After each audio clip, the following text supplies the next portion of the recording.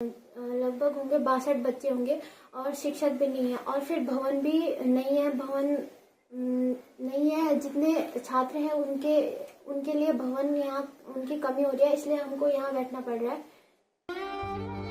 ये तस्वीरें पहाड़ पर शिक्षा व्यवस्था को बयां कर रही है, जहां पर बच्चों के लिए ना ही बेहतर स्कूल भवन है और ना ही शिक्षक।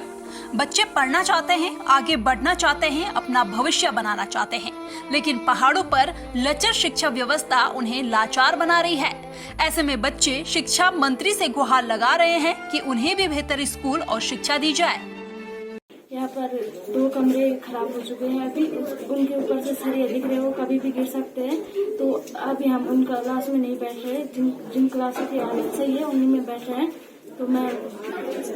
तो मैं कहना चाहती हूँ कि इसको जल्दी से बनाएं और हमारी इससे पढ़ाई भी रुक रही है। हमारे यहाँ पर तीन ही टीचर हैं और टीचरों की भी कमी है। ना ही इंग्लिश के टीचर है, ना ही साइंस के टीचर है, ना ही गणित के हैं। तो हमें टीचरों की बहुत जरूरत है। कभी कभार टीचर पढ़ा देते हैं, कोई भी टीचर विषय को। दरअसल ये तस्वीरें और यह छात्र उस जिले से हैं जहां से खुद शिक्षा मंत्री आते हैं।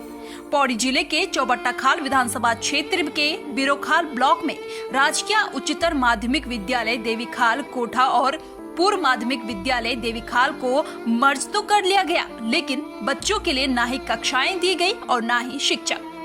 यहाँ 2 कक्ष पूर्ण रूप से जर्जर हो चुके हैं, जिस कारण बच्चों को पठन पाठन के लिए कक्षाएं तक नहीं मिल पा रही है। इतना ही नहीं बल्कि स्कूल में अंग्रेजी, गणित, विज्ञान जैसे जरूरी विषय के शिक्षकों के पद खाली पड़े हुए हैं। कहना चाहिए कि बिल्डिंग भी हम तो बिल्डिंग टूटने हुई, हम तो बिल्डिंग भी चाहिए और हम तो गुरुजी भी चाहिए, मैडम चाहिए।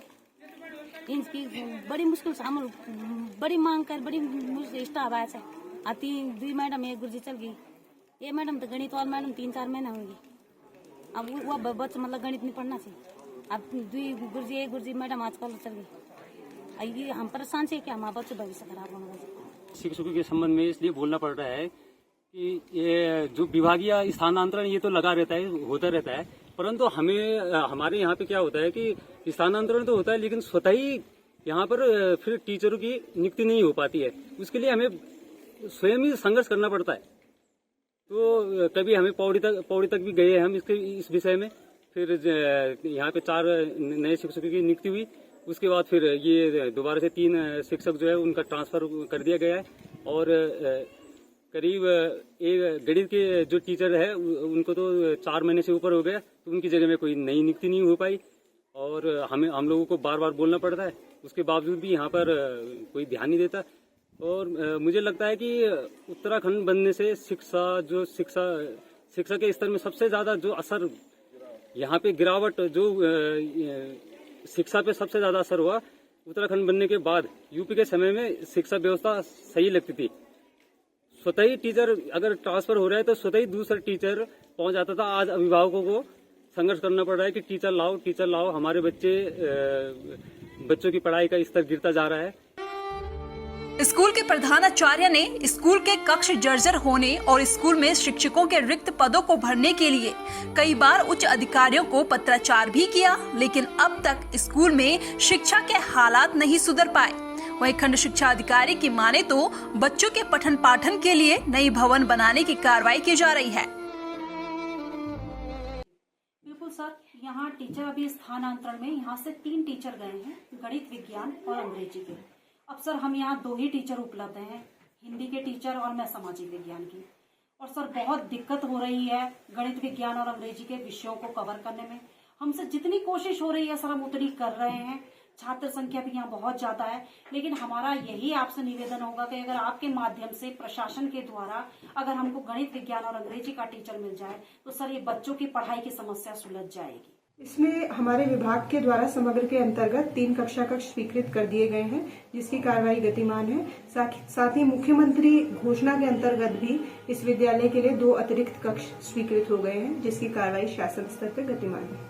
हमारे 2 ऐसे माध्यमिक विद्यालय हैं जिनके जर्जर होने की हमने सूचना दी है, जिसमें से एक देवीखाल कोठा ही है और जिसमें नवीन भवन की प्रक्रिया गतिमान है।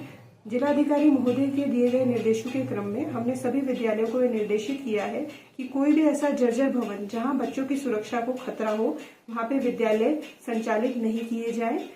उस स्थिति में निकटतम पंचायत भवन में या आंगनवाड़ी भवन में विद्यालय का संचालन किया जाए।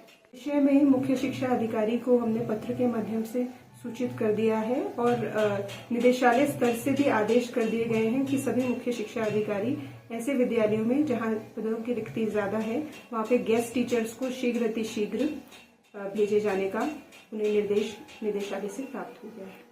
शिक्षा मंत्री धन सिंह रावत अक्सर बेहतर शिक्षा के तमाम दावे करते नजर आते हैं। शिक्षा को लेकर विधानसभा सत्र में भी कई सवाल उठाए गए, जहां पर भी शिक्षा मंत्री ने स्कूलों के लिए गेस्ट टीचर देने की बात कही, लेकिन पौड़ी का यह स्कूल पहाड़ों पर लचर शिक्षा व्यवस्था को लेकर कई सवाल खड़े कर रहा है।